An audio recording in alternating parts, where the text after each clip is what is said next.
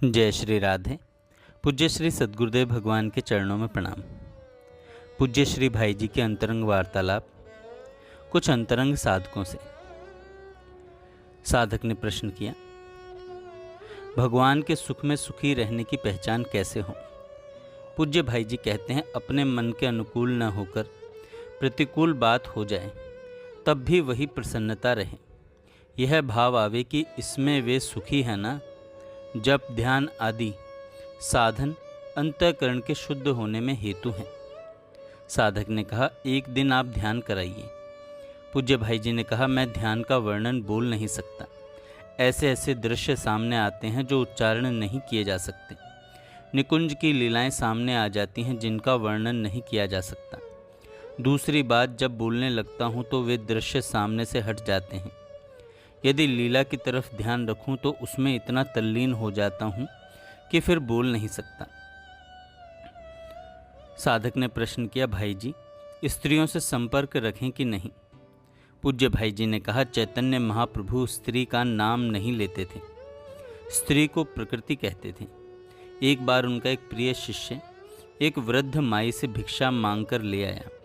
उनको पता लगने पर उसे निकाल दिया कि तुम सन्यासी होकर स्त्री के पास एकांत में जाकर भिक्षा मांग कर ले आए। स्त्री का स्पर्श तो बहुत दूर की बात, स्त्री का दर्शन भी नहीं होना चाहिए। साधक ने कहा, निकुंज किसे कहते हैं भाई जी?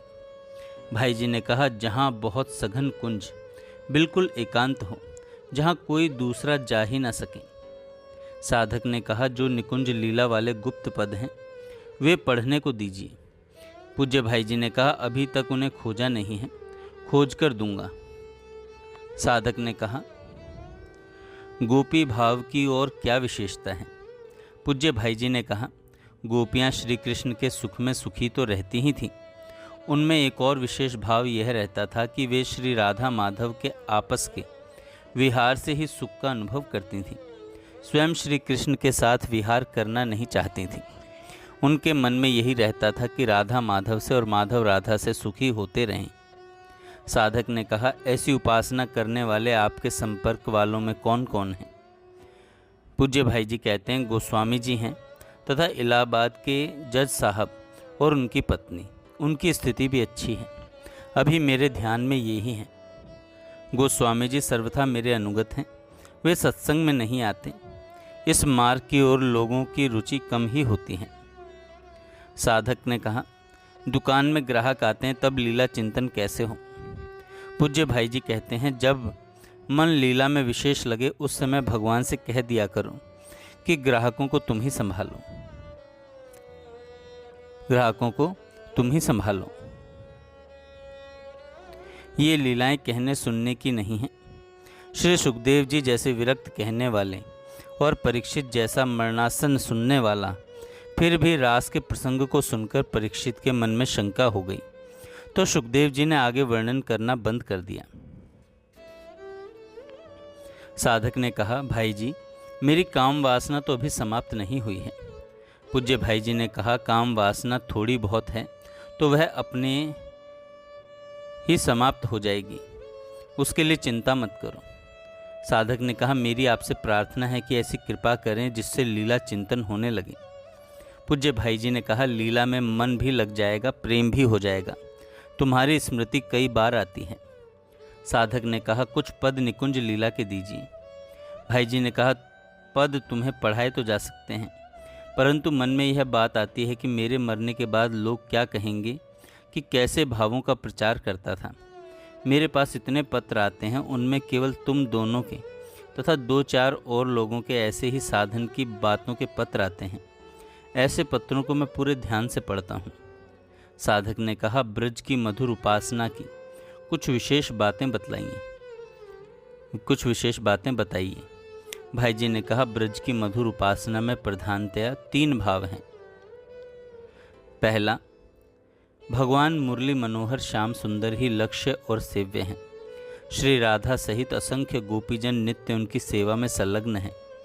भगवान श्याम सुंदर सभी गोपियों के साथ रास विलास करते हैं, यह रास का भाव है।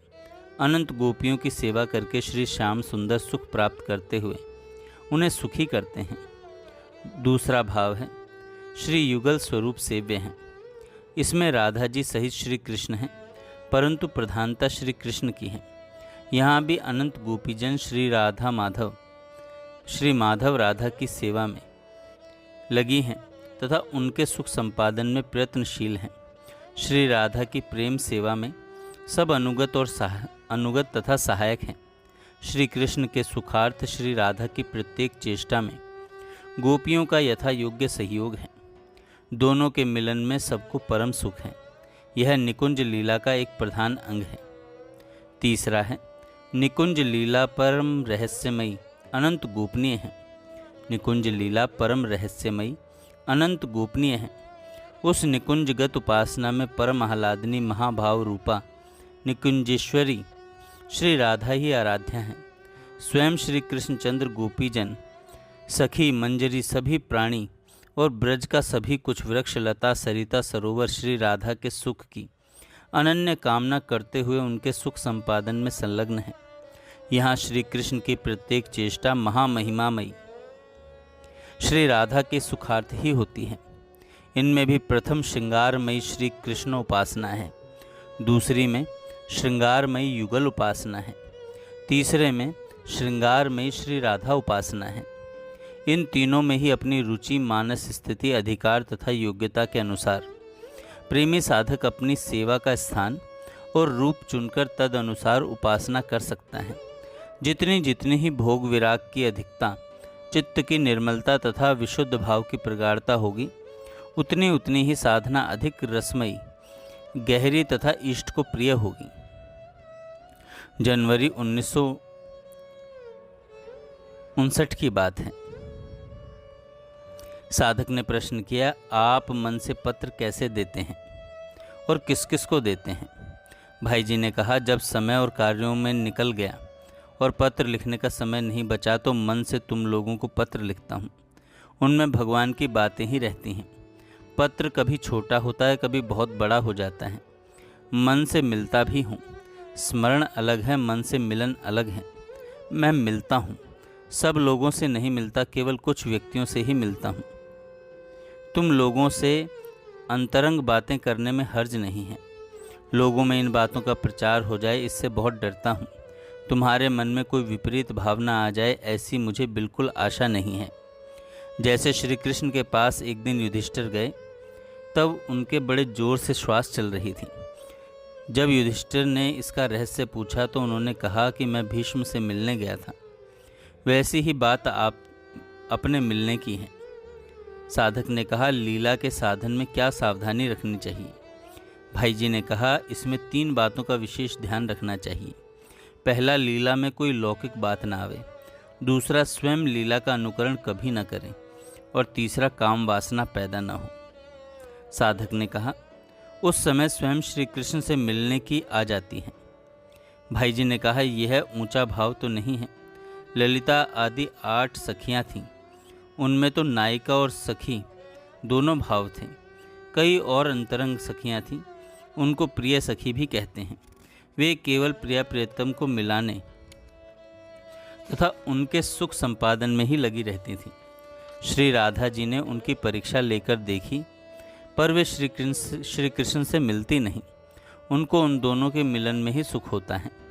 ये सखियां श्री राधा जी को अत्यंत प्यारी थीं। गुप्त लीला में जहाँ ललिता आदि भी नहीं रहती, वहाँ भी वे जा सकती हैं, क्योंकि उनमें वहाँ नायिका भाव आने की कोई गुंजाइश ही नहीं है। मधुर भाव के उपासक बहुत कम हैं। साधक ने कहा, पूज्य बाबा से हम लोगों के बारे में क्या बात होती है? भाई जी ने कहा, कोई निश्चित नहीं है, कभी कुछ हो जाती है, कभी कुछ। वे एक दिन बोले, इनको भगवान का प्रेम प्राप्त होगा। जब आज मैंने कहा कि वे लोग आए हैं तो बहुत प्रसन्न हुए।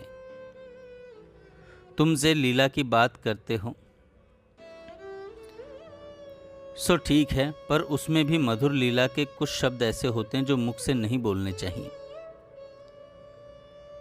भगवान की या मेरी बात किया करो, उसके भाव बहुत सुंदर हैं, पर मधुर भाव की लीला में उसका प्रवेश नहीं है। इसलिए मधुर भाव की लीला की बात उसके सामने नहीं करनी चाहिए, पर हर एक के सामने मेरी बात भी नहीं करनी चाहिए। जैसे डैश के सामने मेरी बड़ाई शुद्ध नियत से करते थे, पर उनके असर उल्टा पड़ा। वे मेरे में दोष देखने लगे। साधक ने कहा, मैं दूसरों के सामने नहीं करता, केवल निकट के लोगों के साथ करता हूँ। भाई जी ने कहा, उसमें हर्ज नहीं है, पर देखो इसमें भी एक बात आ जाती है। जैसे कोई तुम्हारी बड़ाई मेरे सामने करे और मुझे अच्छी लगे, तो मेरे मुख से निकल ही जाता है कि उसका भाव अच्छा है, उसके लीला चिंतन होता है। वैसे ही जहाँ प्रेम होता है, अपनत्व होता है, वहाँ उसकी बड़ाई की बात निकल ही जाती है। जय श्री राधे। आगे हम कल सुनेंगे।